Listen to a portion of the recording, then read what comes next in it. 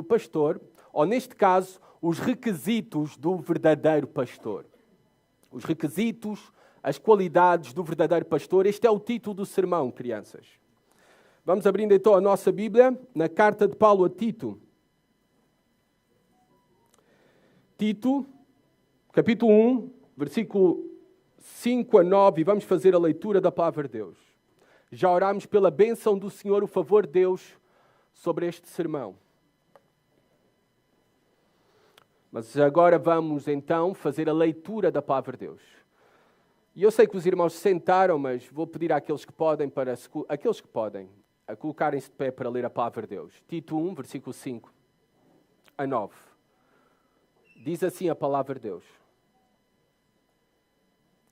Foi por isso que te deixei em Creta, para que pusesse em boa ordem o que faltava e que em cada cidade se estabelecesses presbíteros, como já te orientei.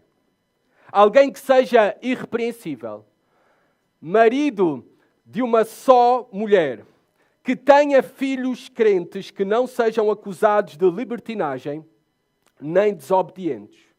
Pois, como responsável pela obra de Deus, é necessário que o bispo seja irrepreensível, não arrogante, nem inclinado a brigas, nem ao vinho, nem violento, nem dominado pela ganância, mas hospitaleiro, amigo do bem, sóbrio, justo, piedoso, equilibrado, que se mantenha firme na palavra fiel, conforme a doutrina, para que seja capaz tanto de exortar na sã doutrina, quanto de convencer os seus opositores. Podem sentar-se, amados irmãos. Obrigado. Devemos de admitir que o mundo evangélico está tão mal, tão fraco, tão longe das Escrituras, da verdade de Deus, da palavra de Deus, do padrão de Deus, do poder de Deus nos dias de hoje. E qual é o caos que vivemos neste mundo evangélico? Que hoje em dia nós temos vergonha de ser chamados evangélicos. Eu tenho. Pelo caos que se encontra no meio evangélico. E isso se deve principalmente a maus pastores, a maus líderes. E a culpa não está apenas nesses homens que ocupam as posições de liderança, os púlpitos das igrejas. A culpa também está no povo que se senta domingo após domingo para ouvi-los e aprová-los nesse seu ofício. A culpa está nas igrejas que desejam esses mesmos homens, que reconhecem esses pastores, sem considerar aquilo que a Bíblia tem a dizer ao respeito de quais são os requisitos do verdadeiro pastor. Quais são as qualidades do verdadeiro pastor, de um fiel pastor. Reparem neste anúncio que eu encontrei. Vocês vão pensar que é piada, que é fake, mas não é verdade. Vocês podem comprovar depois. Não agora, não entrem na internet. Mas encontrei este anúncio de trabalho, oferta de emprego, para ser pastor evangélico, aqui em Portugal. No site jobatus.pt. E é o anúncio que foi colocado ao início deste mês. É o mais recente que está lá. Com oferta de emprego para um pastor evangélico na Ilha da Madeira. Quem não gostaria de ir à Ilha da Madeira? Mas reparem no anúncio que se encontra os requisitos para ser pastor. E passo a citar. Procuramos um pastor evangélico carismático e experiente para juntar-se à nossa equipa e enriquecer a nossa comunidade com mensagens poderosas e orações. Bem, nem tudo é mau aqui, está bem? Nem tudo é mau. Agora eles metem depois especificamente os requisitos que procuram. Experiência em ministério pastoral. Excelente capacidade de comunicação e oratória. Profundo conhecimento dos textos bíblicos e habilidade para aplicá-los em contextos contemporâneos. Este requisito eu gostei. conforto e desenvoltura para falar em frente à câmara, disponibilidade para cumprir um cronograma acordado de produção de vídeos. E termina aí os requisitos. Eu não encontrei aqui nestes requisitos nenhum requisito sobre a família do pastor, sobre o caráter do pastor, sobre a moral do pastor. Nenhum. O foco principal está no fazer. E não está no ser. Esse é o grande problema deste anúncio. Em Tito, na palavra de Deus, nós encontramos os principais requisitos, qualidades para o ministério pastoral. E sabem, o foco não está no fazer. O foco está no ser, no caráter, na moral, na vida desse homem. Nós acabamos já de ler os mesmos, do versículo 5 ao 9. No versículo 5, antes de dar os requisitos, Paulo relembra a Tito qual é a sua missão. Nós falámos um pouco sobre a mesma no domingo passado. Versículo 5, Paulo diz claramente a Tito: foi para isto, ou foi por isso, que te deixei em Creta, para que pusesses em boa ordem o que faltava, e que em cada cidade estabelecesses presbíteros, a mesma palavra para anciãos, um sinónimo também para pastores, como já te orientei. Ao que tudo parece indicar, Paulo deixava as missões difíceis para Tito, o qual Tito é destacado nas Escrituras pelo próprio Paulo como um servo muito dedicado e fiel. E por isso Paulo, para prosseguir a sua missão de fazer conhecida Jesus Cristo, deixa Tito para colocar em ordem as igrejas em Creta, porque ainda havia muita coisa para colocar em ordem nas igrejas. Não necessariamente tudo era pecado, mas também, como nós vamos ver nesta carta, e sobretudo, era necessário naquelas igrejas uma liderança bíblica e uma liderança saudável. Tito tem uma missão extremamente desafiante. O seu ministério é cheio de grandes e difíceis desafios internos e externos, como nós vemos nesta carta. Internos pela situação das igrejas daquela ilha.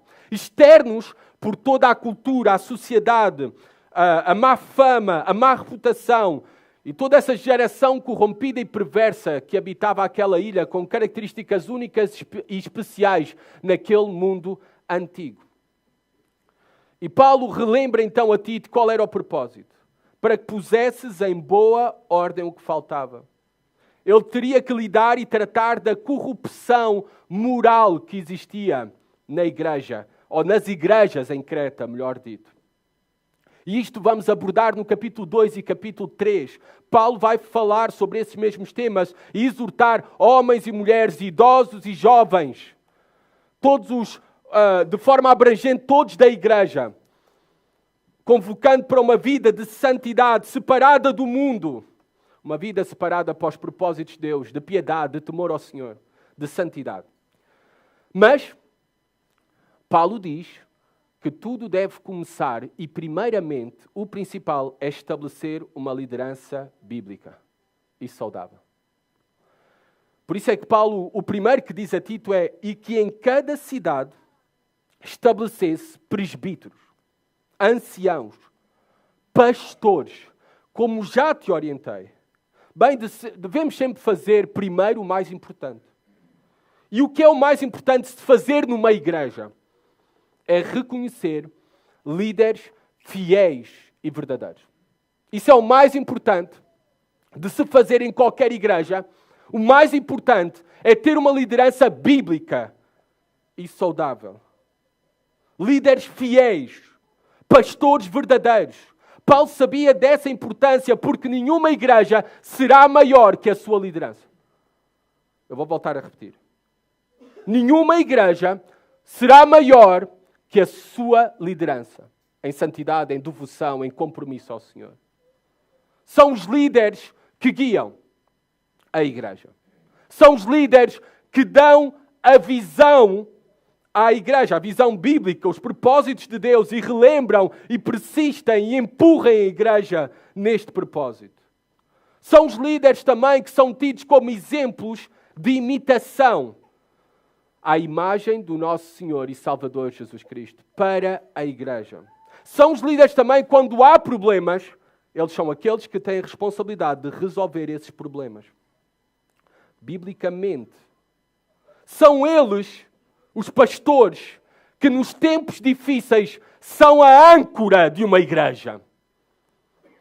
Que diante de tantas ameaças e no mundo confuso, são os pastores que são a bússola que uma igreja necessita. Se pensam que escolher uma liderança bíblica é algo trivial e qualquer homem serve para ser pastor, considerem a história da nossa própria igreja, que eu sei que é maioritariamente desconhecida para a maioria de vocês que estão aqui. Mas a história da nossa igreja nos diz que esta igreja esteve a ponto de desaparecer por causa de ter escolhido maus pastores. Esteve a ponto de desaparecer. Aliás, em 43 anos de história, eu sou o 12º pastor nesta igreja. E isso por só já fala muito sobre o mesmo. Do que é que foram estes anos na igreja, na história, ao longo da história na igreja. Esta igreja quase desapareceu. Ela chegou a uma altura que ficou reduzida apenas a 8 pessoas. E o que eu ouvi era 8 pessoas e um cão que também entrava nas instalações. Foi o que me contaram os missionários da WWE.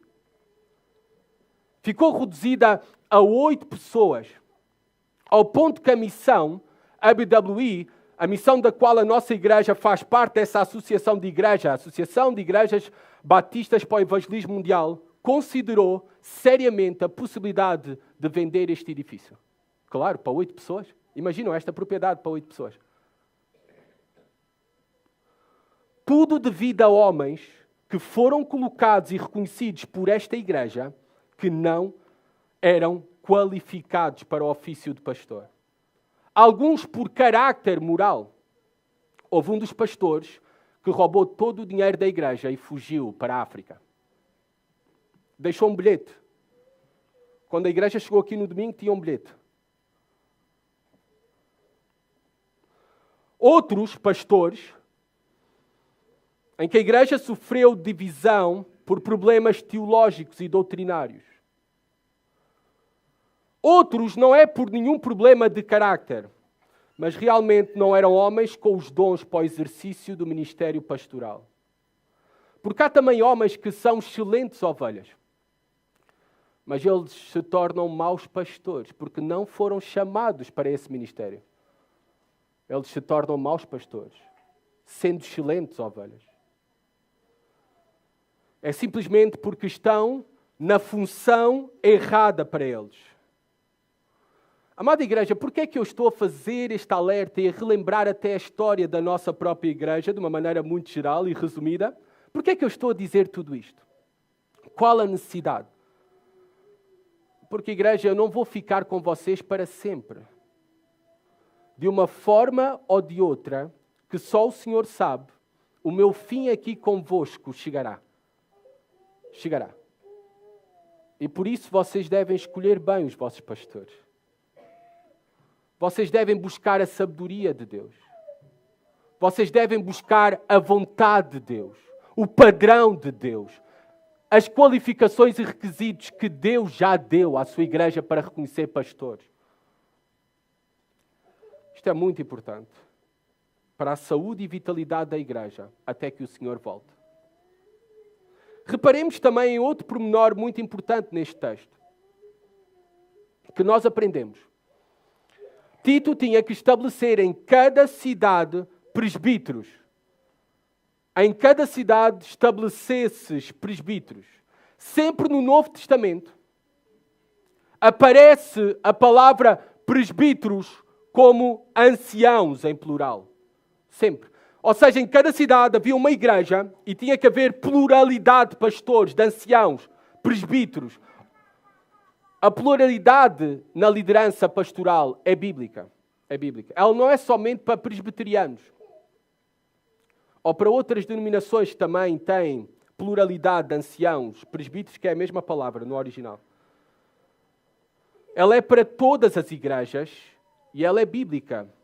Necessitamos homens vocacionados para estar a tempo completo no ministério pastoral ou bivocacionados para estar no ministério pastoral. Podem ter outra profissão, outro emprego, mas também desempenham o ministério pastoral na igreja. Mas precisamos de homens no plural para pastorear, liderar, ensinar, administrar, proteger, cuidar da igreja de Deus e também cuidar dos outros pastores como um igual. É claro que há pastores que terão a responsabilidade principal de liderança e ensino e vão dedicar, consumir o seu tempo e energia no mesmo. Paulo fala sobre isso, eu vou ler rapidamente para vocês. Em 1 Timóteo 5,12, ele fala sobre isto mesmo.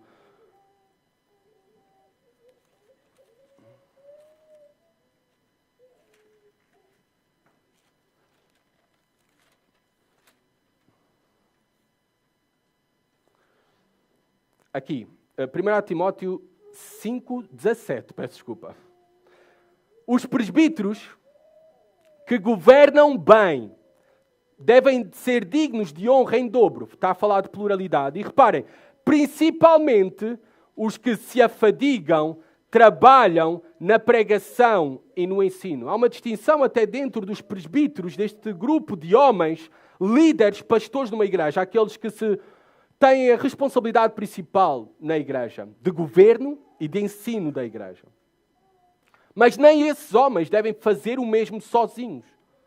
Porque é um perigo para esses homens fazê-los sozinhos e é um perigo para toda a igreja. Uma igreja deve reconhecer anciãos presbíteros. E foi isto que a nossa igreja recentemente reconheceu, obedecendo às Escrituras. Reconhecendo homens com a vocação, caráter e também aptidões teológicas em dons para o ministério pastoral. Isto é bíblico. Mas reparem, quais são então os requisitos verdadeiros, específicos, do verdadeiro pastor? Nós vamos encontrar 15 requisitos. 15 requisitos. E vamos passar por eles bem rápido. Para identificarmos os fiéis pastores. Isto temos do versículo 6 ao versículo 9, regressando ali a Tito. Primeiramente diz, alguém irrepreensível. Ou seja, o sentido aqui é alguém sem culpa. Isto é tão importante ser irrepreensível, sem culpa, que Paulo repete novamente no versículo 7 o mesmo. É necessário que o bispo seja irrepreensível. Agora, este versículo, este texto, não está a falar de perfeição. Só existiu um homem perfeito. E esse homem perfeito é Jesus Cristo. Eu não sou um pastor perfeito, eu sou um pastor imperfeito, falho. Eu não consigo fazer tudo e eu não faço tudo bem. Nem esperem isso de mim, nem esperem isso de algum homem. Mas ele deve ser irrepreensível e todo pastor deve ser livre de culpa de algo que o desqualifique para o ministério pastoral. É disto que Paulo está a falar. Reparem que não é alguém livre de acusações. Não é alguém livre de acusações. O nosso próprio Senhor Jesus Cristo sofreu acusações 1000. O nosso próprio Senhor Jesus Cristo foi acusado de fazer a obra no poder do demónio. Ser irrepreensível não é um homem ser livre de acusações, mas ser, sim, inocente dessas acusações. Ou seja, as acusações que lhe são feitas não podem ser provadas. Claro que este requisito irrepreensível é algo muito geral e abrangente, que Paulo nos dá aqui, mas ele agora vai ser mais específico e vai ter o cuidado, então, de não ser exaustivo, mas de ser específico. E além disso, esta lista não é uma lista exaustiva. Lá porque diz aqui que o pastor não deve mentir, não diz isso, não deve mentir, não quer dizer que agora o pastor pode mentir. Esta lista é específica, mas ela não tem o propósito de ser exaustiva, até porque também temos outra lista sobre os requisitos verdadeiros para ser um pastor em 1 Timóteo 3, e elas se complementam também, essas listas. Mas elas não são exaustivas, mas elas nos dão orientação, padrão para as diversas áreas de qualificação de um pastor. E reparem, o primeiro foco para ser irrepreensível, que nós temos no versículo 6. Marido de uma só mulher. Ou também pode ser traduzido por homem de uma só mulher. Ser irrepreensível, livre de acusação, deve começar primeiramente pelo principal, o lar, a família do pastor. Podemos até ser irrepreensível para os de fora. Podemos até ser irrepreensível diante da igreja, mas ser irrepreensíveis aos olhos da nossa esposa e filhos é que é a derradeira prova e o derradeiro testemunho e a derradeira qualificação. Um homem, um pastor, pode ter todo o respeito e a admiração dos de fora da sua casa, mas o mesmo será inútil se não tem o respeito e a admiração da sua esposa e dos seus filhos. É inútil. Esta qualificação aqui também, marido de uma só mulher, é uma qualificação moral de fidelidade a uma mulher. E é uma condição, uma qualificação, um requisito moral na presente condição deste homem. Não é algo para ser levado ao pé da letra. Como assim, Tiago? O que é que tu queres dizer com isso? É a palavra de Deus, é para ser levado ao pé da letra.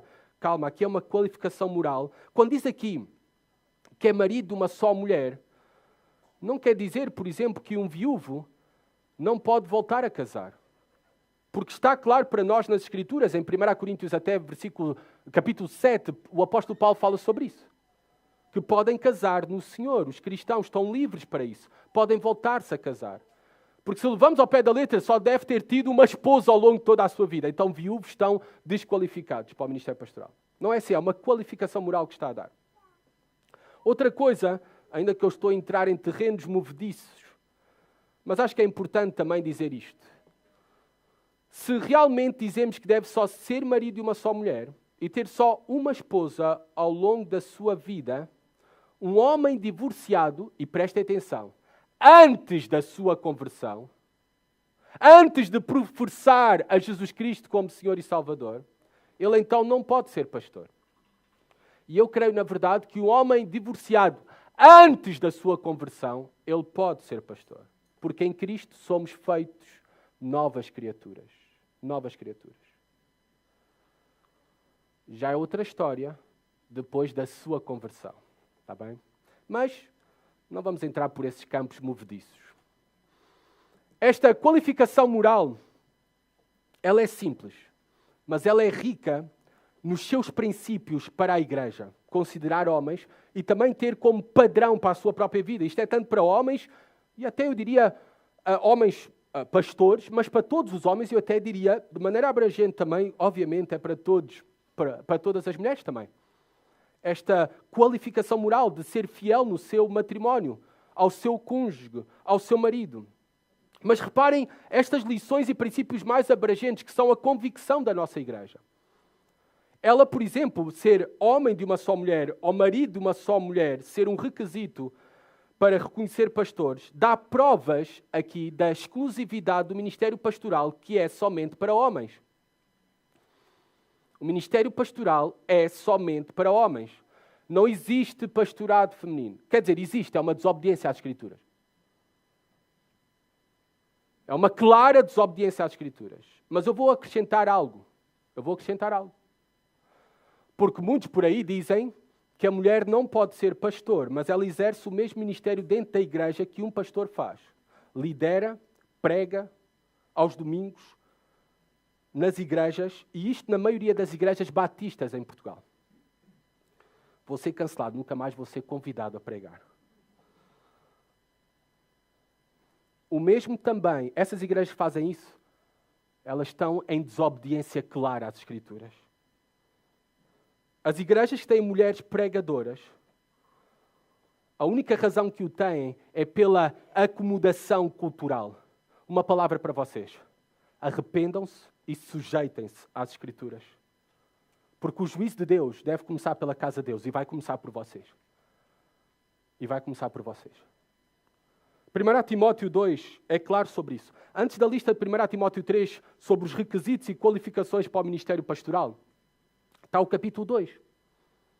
Está o capítulo 2. E reparem o que diz do versículo 11 a 13. A mulher deve aprender, 1 Timóteo 2, 11 a 13, é o que eu estou a ler. A mulher deve aprender em silêncio, está a falar no contexto da igreja, com toda a submissão, pois não permito que a mulher ensine, nem que exerça autoridade sobre o homem, mas esteja em silêncio. E se alguém pensa que isto era por causa da cultura do primeiro século, ainda que a Bíblia é um livro revolucionário e contracultural pela exaltação e dignidade que dão à mulher, Paulo dá o argumento simples. Não é porque as mulheres são inferiores, são menos capazes, não tem nada a ver com isso. É a ordem da criação que Deus desenhou. Reparem o versículo 13. Porque Adão foi criado primeiro e Eva depois. Por isso, a posição de autoridade, de governo, na criação, na igreja, no lar, na família, ela foi dada ao homem. E esta é a verdade das Escrituras. É a verdade das Escrituras. E quem perverte essa mesma verdade das Escrituras e desobedece à mesma, entra num caminho sem retorno.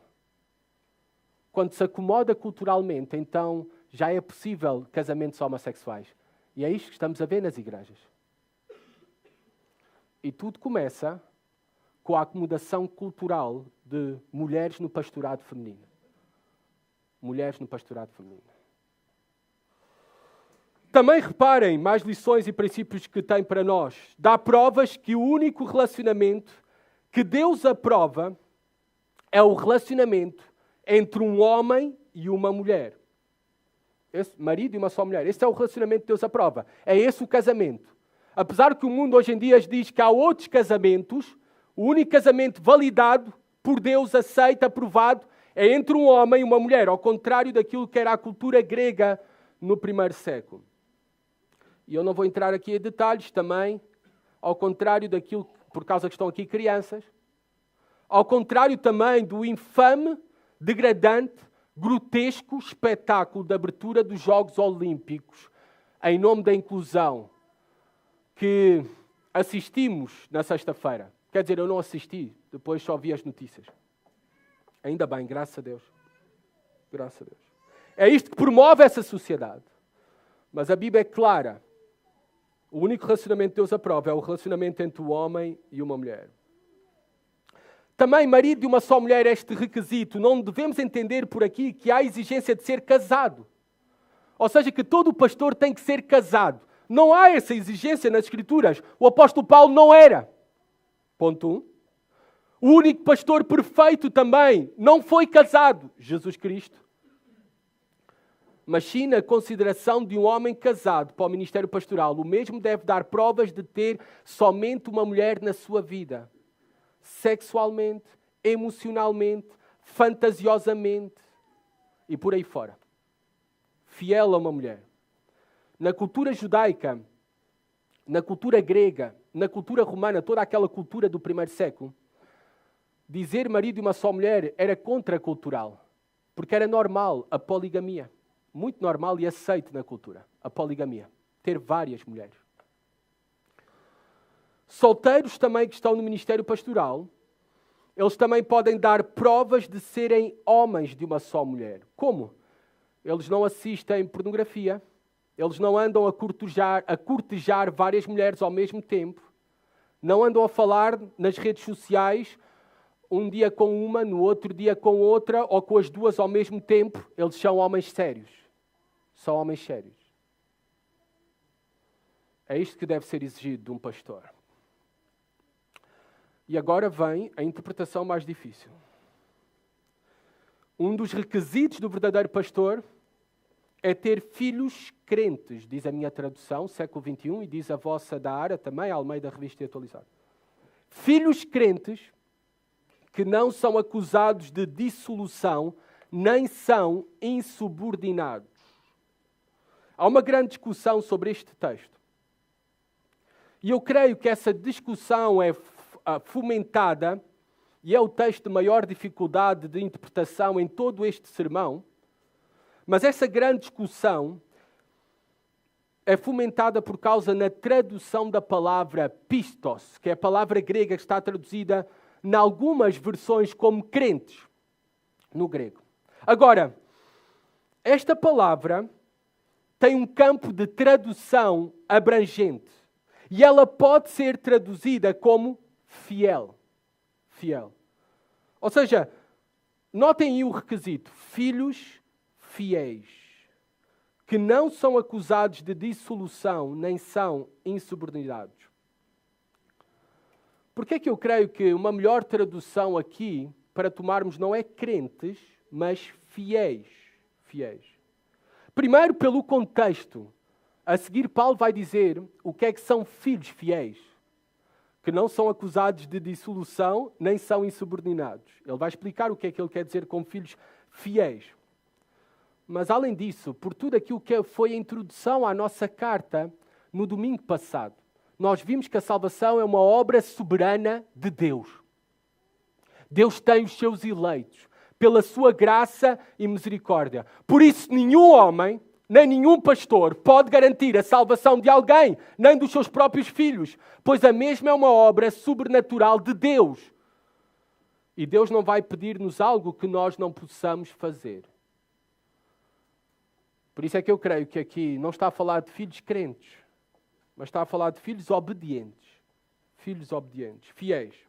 Que não são acusados de dissolução. Esta palavra dissolução é imoralidade.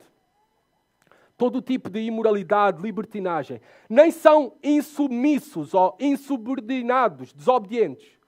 Enquanto o filho estiver debaixo do teto do seu pai, os filhos dos pastores, falando especificamente, um pastor deve exigir a submissão, a obediência dos seus filhos e deve dar prova que os seus filhos lhe obedecem. Os filhos de um pastor não devem necessariamente ser crentes. Não devem. Mas eles devem ser obedientes aos seus pais.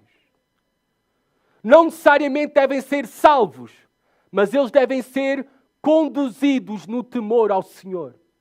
Conduzidos no temor ao Senhor. Como é que fazemos isso? Conduzir os nossos filhos no temor ao Senhor? Pais aqui presentes, isto é também para vocês, não é só para os filhos pastores, está bem? Este é o nosso padrão. É o nosso padrão. É o padrão que Deus aprova, que Deus se agrada. Se há filhos debaixo do vosso lar, debaixo da vossa autoridade e dependência, então não é uma opção eles irem à igreja. Não é uma opção. Não é uma opção eles orarem antes das refeições. Oramos como família pelas refeições. E eles também oram ali connosco. Não é uma opção a participação ou não no culto doméstico. Se eles creem ou não. Não é uma opção. Eles devem estar a ser guiados no temor ao Senhor, nas nossas casas. Quando Josué diz, eu e a minha casa serviremos ao Senhor, vocês acham que ele foi perguntar primeiro à sua esposa e aos seus filhos? Antes de fazer essa declaração? Não. Mas ele assumiu a responsabilidade. A minha casa vai ter o temor do Senhor. Eu vou guiá-los no temor ao Senhor. Não é uma opção. Não é uma opção. Talvez tu pensas que isso vai gerar mais rebeldia no coração do teu filho. Mais revolta no coração do teu filho. Deixa-me dizer-te, não vai. Não vai se tu o fazes com amor e graça. Não vai. Antes, pelo contrário, vai gerar mais temor no coração do teu filho ou da tua filha. E isso é a esperança de salvação para ele. A única esperança de salvação para ele. Porque quando um pai cede em algo ao seu filho, eu vos garanto, e vocês pais têm experiência sobre isso, que o teu filho sempre vai exigir mais. Se tu cedes um pouco, se dás a mão, ele vai agarrar o braço. Porque eles não têm o temor a Deus. E depois não terão o temor a ti. E não há proteção mais para eles. E cada vez mais terás menos influência nas suas vidas. Se não os guias, se não os lideras, se não os educas, se não os disciplinas. Um pastor deve fazer frente ao pecado dos seus filhos. para não o entregar ao diabo. Porque se não faz frente, se não guia os seus filhos no temor ao Senhor, os nossos filhos estão sem o temor ao Senhor, estão sem proteção, contenção, estão entregues ao diabo. É? Então, um pastor deve fazer frente ao pecado dos seus filhos e não deve permitir que os seus filhos, e lembrem-se, isso é para todos nós, pais cristãos, fiquem em casa enquanto os pais vêm à igreja. Levem os seus namorados ou namoradas para dormirem juntos em casa. Saírem e voltarem às horas que quiserem. E tenho aqui mais exemplos, mas vos vou poupar desses exemplos. Porque há crianças aqui presentes. Um pai cristão, um homem cristão tem essa principal responsabilidade de ler a Bíblia na sua casa. Orar com os seus filhos. Trazer os filhos para a igreja. Crianças, estão aqui? Estão a prestar atenção? Crianças, se o teu pai, se ele é cristão, pede tu a ele, ao teu pai, que ele te leia a Bíblia, que ele te ensine a palavra de Deus. Que ele ore contigo antes de dormir. Antes de tu ires para a escola. Agora estás de férias, não é? Não vou falar de escola. Pede ao teu pai, se tu vês que os teus pais estão a ficar na cama a dormir no domingo de manhã, vai tu acordá-los para que eles venham à igreja e te tragam à igreja. Porque essa é a sua responsabilidade como pais. E vocês devem relembrar isso aos vossos pais. Devem exigir isso dos vossos pais. E isso será de bênção para os teus pais e será bênção para ti, criança. Reparem porquê todos esses requisitos. Paulo continua no versículo 6, pois como responsável pela obra de Deus. Esta palavra responsável é mordomo, administrador. Um pastor não é dono da obra de Deus. Um pastor é um servo. O próprio Paulo se apresenta nesta carta como um escravo de Deus. Muitos se comportam como donos da obra de Deus e como donos das pessoas. Mas nós somos apenas servos de Deus e servos da igreja. Servos das pessoas. Escravos. E esse é o maior privilégio de todo o pastor. Ser um servo. Um servo. Onde, como e quando o Senhor queira. Para o seu reino, para a sua igreja. Para a sua glória. Reparem, no versículo 6, voltando a Tito ainda. Ao versículo 7, desculpem. Pois como responsável pela obra de Deus é necessário que o bispo seja irrepreensível. Volta a repetir irrepreensível, esta qualidade. Por isso é que eu não vou colocar ali como mais um requisito, porque seria repetido. Mas agora chama aos presbíteros, que é a mesma palavra para anciãos, chama de episcopos, ou bispos. Esta palavra significa supervisores. E são usados esses termos nas Escrituras, presbíteros e bispos, como intercambiáveis e como sinónimos. Não é como hierarquia como hoje. Hoje temos os bispos, os pastores, os obreiros, os arcanjos. Qualquer dia é assim. É apóstolos, tem os apóstolos, arcanjos, daqui a nada. Se calhar já há. Isto é tudo o mesmo. É um igual. Não há hierarquia. Está bem? Há diferentes apenas termos para descrever as diferentes facetas do ministério pastoral e dos seus deveres, do seu serviço. E reparem aqui, ele agora vai dar mais uma lista, do versículo 7 até ao 9. É necessário que os pastores, que os bispos, que os presbíteros, reparem, é necessário que seja irrepreensível. Não é uma opção ser irrepreensível. Não é recomendável que seja irrepreensível. É uma obrigação para alguém ser pastor, ser livre da acusação. E primeiramente vai dizer como é que pode ser irrepreensível. Primeiro, no aspecto negativo, o que um pastor não deve ser. Ele não deve ser arrogante. A soberba foi o primeiro pecado e é a mãe de todos os pecados. Deus aborrece o soberbo, o arrogante. Deus arruína também, tem palavras de ruína para o soberbo e para o arrogante. Um pastor arrogante é uma contradição do supremo e perfeito pastor que é o nosso Senhor Jesus Cristo, humilde e servo. humilde e serve. Um pastor arrogante busca o reconhecimento dos homens. Usa o ministério como uma plataforma para os seus interesses pessoais. Um pastor arrogante se considera superior aos demais. Não ouve os demais. Não pede perdão aos demais. Um pastor arrogante tem o perfil de um ditador. E é um grande perigo um homem assim no ministério. Um grande perigo que provoca uma grande destruição. Como é que um homem arrogante vai servir como pastor numa igreja? Como é que esse homem vai lidar com as críticas, muitas vezes justas e piedosas da igreja para com ele? Como é que ele vai ter um espírito ensinável para poder crescer e progredir sendo arrogante? Por isso não podemos colocar no ministério pastoral alguém arrogante. Nem alguém inclinado a brigas. Na verdade, uma tradução melhor, talvez que está na tua Bíblia, é irascível, dado à ira. Não é irado, iracundo. Nas Escrituras nós vemos que há lugar para a ira justa, aplicada, esta indignação justa, aplicada de forma correta. Nós vemos isso no próprio Senhor Jesus Cristo, que entra no templo, mesas pelo ar, tirou, começou a expulsar ali os vendedores no templo, vendedores que eram ladrões. Primeiro estavam no lugar errado e depois roubavam a torto e a direito ali. Há lugar para uma ira justa, que visa a glória de Deus, não os interesses pessoais, nem a justiça própria. Bem, nós estamos em condições desta ira justa, mas aqui está a falar de uma maneira pecaminosa, ou seja, ser iracundo injustamente e descontroladamente. Porque às vezes pode ser justamente, mas de maneira descontrolada. E ela é destruidora. É destruidora de coisas. Muitos, quando estão iracundos, tiram com a porta, pontapé no gato, é tudo o que vai à frente. Partem vidros, televisão. Ela destrói coisas, mas ela destrói, sobretudo, relacionamentos. Destrói relacionamentos. Por isso, um homem iracundo não pode ser pastor numa igreja.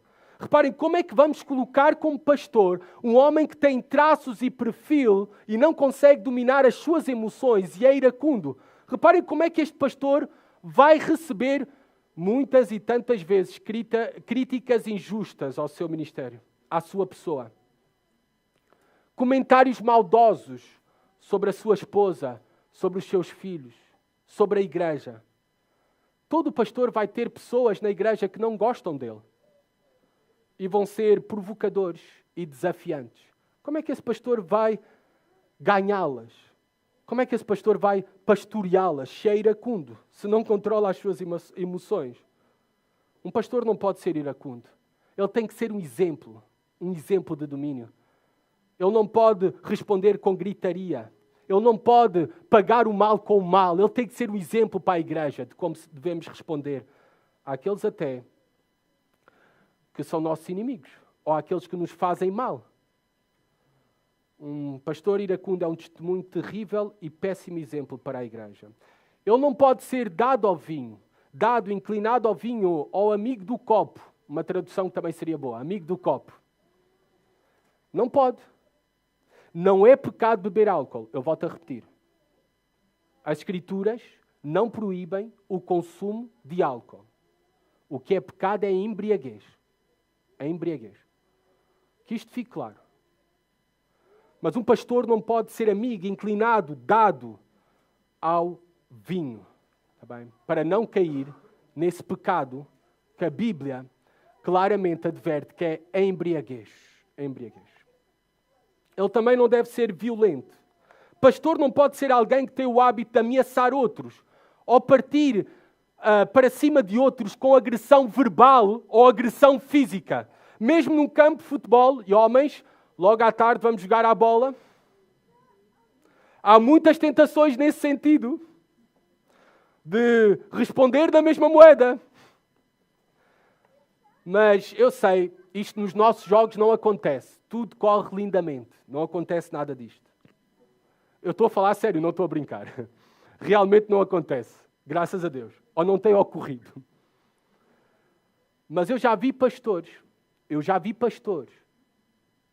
a gritarem palavrões no meio de um jogo de futebol. Já ouvi. Eu já vi pastores a começarem a dar a porrada no campo de futebol por causa de uma bola de futebol, de um jogo de futebol. Eu já vi. Não estou a dizer de coisas que ouvi ou li nas notícias. Não pode ser. Um pastor não pode ser violento. E o futebol não é desculpa. É que eu estava muito emocionado. É as emoções à flor da pele. O que acontece no campo fica no campo. Não. Nem dominado pela ganância. Outras traduções está cobiçoso de torpe ganância. Um pastor não deve estar no ministério por dinheiro. Ponto final. Um pastor não deve ter acesso a cheques em brancos de uma igreja. Um pastor não deve ser o tesoureiro da igreja. Uma igreja deve ter um tesoureiro que não seja pastor, nem a esposa do pastor, nem o filho do pastor, e ter 2, 3 tesoureiros, mete 10 tesoureiros, mas não metas nunca um pastor.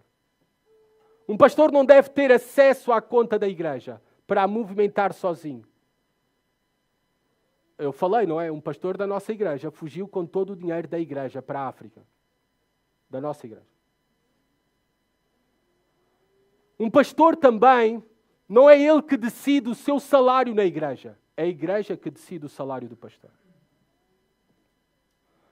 Um pastor também, no meu entendimento, ainda que a Bíblia não é clara sobre o mesmo, obviamente, eu estou aqui a tratar de aplicações, mas um pastor nunca deve pedir um aumento à igreja. Nunca. Ele não é dominado pela ganância, pelo amor ao dinheiro. Falsas igrejas e falsos mestres, um sinal dessas igrejas, nunca apresentam um relatório financeiro da igreja do ano. Não sabes o que entrou, nem sabes o que saiu e para onde saiu. Aí podes identificar uma falsa igreja. Segundo, não há prestação de contas sobre o salário do pastor. Ninguém dos seus membros sabe quanto ganha o pastor. Um conselho que eu tenho para ti. Se estás aqui a visitar-nos pela primeira vez e fazes parte de uma igreja assim com essas características, foge porque estás a ser roubado. Foge porque estás a ser roubado. Foge rápido. E reparem como é que isso pode mostrar no coração de um pastor ser amar o dinheiro e ser dominado pela ganância. Vocês já viram que normalmente, geralmente, não são todos, mas normalmente pastores mudam de igrejas, normalmente é para igrejas maiores, nunca é para igrejas mais pequenas.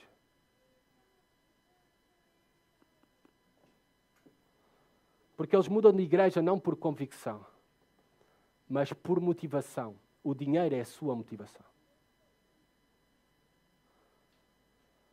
Isso quer dizer que um pastor não deve ser sustentado pela igreja ou por uma igreja, nada disso. Nas Escrituras é requerido que uma igreja sustente o seu pastor ou os seus pastores, se tiver condições para isso. E isso é de grande benefício para o pastor, o ministério do pastor, a missão do pastor, é de grande benefício para a igreja, para o progresso da obra do Evangelho nesse local, claramente. 1 Coríntios 9,14 fala sobre isso. Eu não sei qual é a tua opinião sobre o sustento dos pastores, eu só estou a mostrar-te o que a Bíblia diz sobre os mesmos. Assim o Senhor também ordenou, não é uma opção. Assim também o Senhor ordenou aos que proclamam o Evangelho que igualmente vivam do Evangelho. O que um pastor deve ser, para terminarmos? Versículo 8 e 9. Em primeiro lugar, hospitaleiro, amantes dos estrangeiros. Ser hospitaleiro não é necessariamente receber com talheres de ouro, lenços brancos de seda, picanha argentina ou picanha brasileira. Há pessoas que querem isso, esse é o padrão da hospitalidade. Por isso é que nunca recebem ninguém. Nunca recebem ninguém. E muitas vezes eu duvido que a motivação querem tudo isso e dizem não, porque eu quero receber com o melhor. Mas na verdade é que tu queres mostrar que tu és o melhor, ou que tens o melhor, ou que és superior aos outros. A hospitalidade pode ser praticada com uma simples sandes mista. O Daniel Fernandes não ia ficar contente. Mas hospitalidade pode ser praticada apenas com maçãs, como evidência de amor àqueles que visitam, cuidado. E aqui até o ponto é a irmãos desconhecidos. É essa disposição para receber, acolher e abençoar. Amados irmãos, que na nossa igreja ainda mais pratiquemos a hospitalidade. E deixo aqui um pedido especial. à igreja. Porque estamos a falar de hospitalidade e não sei quando é que voltaremos a falar sobre hospitalidade. Eu não vou estar aqui no Natal convosco. Não vou estar. Mas eu peço um pedido especial a vocês, amados irmãos, que estejam atentos e não deixem ninguém passar o Natal sozinho. É proibido. É proibido. Nesta igreja é proibido. Não deixem ninguém passar o Natal sozinho. Amigo do bem. É um pastor que ama tudo o que é bom, puro, justo, verdadeiro e em fazer o bem de diversas formas e oportunidades para com todos. Ele é sóbrio. O que é isto sóbrio? Alguém sério, alguém moderado, alguém prudente, alguém que tem domínio próprio no comer, no beber, no vestir, no falar, no possuir, adquirir. Ele evita os extremos. Ele até pode ser um homem, de acordo ao contexto que está, que ele até, ou porque alguém lhe ofereceu que pode andar com Gucci, Louis Vuitton, Armani, mas ele é moderado e prudente naquilo que ele quer transmitir para os outros, para o bem do Evangelho. Ele não vai a extremos, não anda de Bugatti, Ferrari, Lamborghini, pelo bem do testemunho do Evangelho. Ele é sério também em cada contexto apropriado. Nós não queremos um homem que leve tudo para a brincadeira e faça piadas de tudo. Nós não queremos um homem assim num funeral. Sério. Ele é justo. Ou seja, ele busca fazer o correto em todas as coisas e isso para com todos. Ele não mente, não engana, não defrauda, não faz acessão de pessoas, não fecha os olhos para o pecado de alguns da igreja por causa que são os maiores dizimistas. Não trata as pessoas na igreja com diferença de acordo à sua etnia. Ele é justo. Ele é justo. Ele é piedoso, temeroso de Deus, santo. Claramente, se ele ensina e fala sobre as coisas sagradas, ele deve ser o primeiro a viver em santidade. Ele tem domínio de si, tem a ver com um homem autocontrolado. É um homem disciplinado. Porque um homem sem disciplina, ele jamais irá ser um trabalhador árduo, será um preguiçoso. Ele jamais irá progredir nos seus estudos, em conhecer a verdade, a palavra de Deus, em cuidar de si mesmo. Jamais será constante e perseverante. Por isso ele tem que ter domínio das suas emoções. Porque vai haver dias, semanas, momentos, épocas na vida de um pastor que o que ele deseja é desaparecer. É tirar a toalha ao chão. É não fazer nada. Mas esses sentimentos devem ser suprimidos e dominados para fazer aquilo que tem de ser feito. E isso é um homem que tem domínio de si. Por último, ele é firme na palavra fiel. Ou seja, esta palavra firme, o sentido no original é, ele é alguém devoto a essa palavra. É devoto às Escrituras. Reparem, temos 14, eu acabei de passar, juntamente com vocês, 14 qualidades, requisitos de um verdadeiro pastor que só estão centradas no ser, no caráter, na moral desse homem. 14 das 15. E há apenas uma que é teológica, uma qualidade teológica. Uma qualidade distintiva que é ser apto para ensinar a palavra de Deus. Ele deve ser um homem devoto à palavra. Não somente no ouvir, mas no obedecer à palavra. Um pastor é um homem do livro. É um homem da palavra. Ele visita muitos livros, mas o seu principal companheiro, conselheiro e mestre é a Escritura, é a Bíblia. Ele tem de conhecer as Sagradas Escrituras. Este é um grande problema hoje em dia no mundo evangélico, é que pastores não conhecem a palavra de Deus. Não são teólogos. Deixaram de ser teólogos. Porque hoje em dia estamos a buscar marketing, diretores, pastores como diretores de uma empresa, CEOs, não teólogos. Mas esta deve ser um requisito e uma qualidade de um verdadeiro pastor. A palavra no seu ministério não é um adereço. É tudo para ele, a palavra. E porquê? Ele deve ser devoto à palavra fiel. Por duas coisas. Primeiro, diz o texto, versículo 9, para que seja capaz tanto de exortar na sã doutrina, quanto de convencer os seus opositores. Reparem que o poder do pastor está na palavra. Como tal, nós devemos ser, primeiramente, homens que conhecem a palavra, que ensinam a palavra, conforme a doutrina, diz Paulo. Porque a doutrina afeta também o caráter de um pastor e a santidade de uma igreja. os maiores escândalos sexuais, financeiros, abuso de poder, se dão a igrejas, normalmente e geralmente, em que a doutrina não tem importância. Porque a doutrina dá vida, como nós vimos no domingo passado. E reparem também, para que ele seja capaz tanto de exortar na sã doutrina, como para convencer os que o contradizem. Repare, esta palavra exortar é uma palavra difícil de traduzir. O seu sentido é alguém vir ao lado para ajudar. Aqui tem a ver, exortar, com encorajar, ensinar alguém a uma ação correta em obediência à palavra de Deus. Este é o lado positivo do ministério pastoral. É o ensino, o discipular, o treinar outros. Todo bom pastor deve ter este ministério e com isso também o cheiro à ovelha, não é? Às pessoas. Porque ele vive para servir as pessoas com este propósito. Para relacionar-se com as pessoas. Há muitos pastores que não têm cheiro à ovelha. Não passam tempo com as ovelhas. Não se juntam durante a semana com as ovelhas. Não aconselham, não discipulam, não visitam. São inacessíveis e não gostam de estar com pessoas. Outro aspecto negativo, mas muito importante de um pastor, porque não tudo é o aspecto positivo de ensinar, de discipular, aconselhar, mas há um aspecto negativo extremamente difícil. Ele deve ser devoto à palavra para convencer os que o contradizem. Convencer na verdade, não é a melhor tradução para o nosso português. A palavra é mesmo condenar, repreender, admoestar aqueles que contradizem a palavra, que falam em contra, que se opõem à palavra.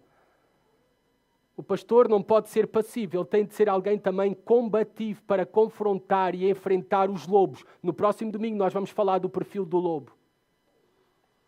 Para isso ele tem de conhecer bem a verdade, para identificar o erro e para proteger a igreja e denunciar esses falsos mestres, falsos pastores, falsos irmãos, lobos. E isto é muito importante porque os maiores embaixadores de Satanás não são políticos. Nós falamos muito de políticos, mas sabem quem são os maiores embaixadores de Satanás? São pastores. São pastores. Todo o dano que causam, levando muitos rumo à condenação, ao inferno, pensando que são salvos, por causa do seu falso ensino. Que roubam, que manipulam pessoas. Esses são os maiores e mais perigosos embaixadores de Satanás na terra. Não são os políticos, são pastores. Falsos pastores. Lobos, como vamos ver no próximo domingo. Os pregadores de Satanás não são aqueles que pregam uma religião diferente, mas é aqueles que pervertem a verdadeira religião. Os exércitos de Satanás não são aqueles que fazem ataques frontais, mas trabalham como agentes secretos nas sombras, sabotando e recrutando para o lado do inimigo. Satanás é astuto e dissimulado. Olhemos para o exemplo de Judas Iscariotes. Por isso nós devemos permanecer vigilantes, sobretudo os pastores, para cuidar da igreja. Inclusive nós, como anciãos da igreja, já tivemos que convidar alguém a sair desta igreja. Para proteger a igreja. Para proteger a igreja. 3, rapidamente, aplicações. Depois de tudo isso, da responsabilidade, da exigência, tudo o que vemos que é o ministério pastoral do verdadeiro pastor, os requisitos para ele, para a sua família. Amados irmãos, amada igreja, orem pelos vossos pastores. Orem pelos vossos anciãos e suas famílias. Orem. Nenhum homem, sem a graça de Deus, irá conseguir ser um pastor com estas qualidades e dons que acabamos de ver. Precisa do poder de Deus. Nenhum homem irá resistir ao diabo sendo o seu alvo principal se Deus não for com ele. Orem pelos vossos pastores. Estas qualidades também, eu volto a repetir, elas não são somente para pastores. Elas são para todo o cristão, para todos os homens, para todas as mulheres. Ou tu achas, mulher, que lá porque não foste chamada para o ministério pastoral, tu podes ser iracunda, podes ser violenta, podes ser polígama, podes ser gananciosa. Não. Os pastores necessariamente têm que ter essas qualidades, mas isso é para todos os cristãos, homens e mulheres. E se está alguém aqui que não reconhece essas qualidades na sua vida, eu também quero te lembrar que este carácter, este novo carácter, somente é produzido em ti pela nova regeneração, pelo novo nascimento, pela fé em Jesus Cristo como teu Senhor e Salvador, que é Ele o único que tem o poder de transformar vidas e corações. Por isso, rende-te a Ele, entrega-te a Ele para nascer de novo. Por último, dentro da igreja, não deve haver idolatria ao pastor. Dentro da igreja, nenhuma igreja deve idolatrar, ou que na igreja deve ser uma igreja pastorcêntrica. Mas sim, o que acabamos de aprender por meio das Escrituras é que o ministério pastoral e os ministros do Evangelho, os pastores, devem ser valorizados na sua vocação. Devem ser honrados e respeitados. Porque é um chamado digno e honroso que o Senhor separou estes homens. E é para benefício de toda a igreja. É normal nós ouvirmos hoje em dia sobre os pastores o seguinte: esse é alguém que vive à custa dos outros. Esse é alguém que não sabe o que é trabalhar. Esse é alguém que deveria, mas é trabalhar para o seu próprio sustento. Ou esse é alguém que também devemos perguntar-lhes o que é que ele faz durante a semana. É normal ouvir isso lá fora. E até é aceitável, porque ignoram a realidade do que é uma igreja. E também até por todos os maus exemplos que aqueles que estão lá fora têm.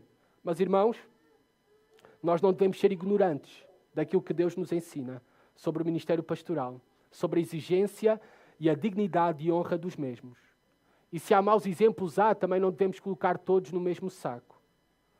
Porque Satanás tem os seus agentes para sabotar. No entanto, a nós, como igreja, é requerido fidelidade ao Senhor em todas as coisas, inclusive no reconhecimento de bons pastores e de honra aos mesmos, para a glória de Deus, para a bênção da igreja, para a bênção da tua própria vida. Que o Senhor nos ajude a ser esta igreja. Senhor, abençoa-nos e, Senhor, que possas guiar-nos sempre em toda a verdade, em todas as coisas, Pai. Inclusive, em sempre reconhecermos, apoiarmos e honrarmos fiéis pastores, Senhor.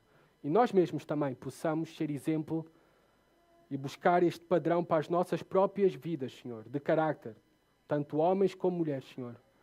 Que a nossa igreja, desde o púlpito, mas também até aos bancos, Senhor, até às cadeiras, possa ser uma igreja que busca viver a verdade em santidade, com estas qualidades e requisitos pelo Teu poder e a Tua graça em nós, para que juntos, Pai, possamos viver e servir, Senhor, no Teu reino, para a Tua glória, Senhor. Isso te pedimos no nome de Jesus. Amém.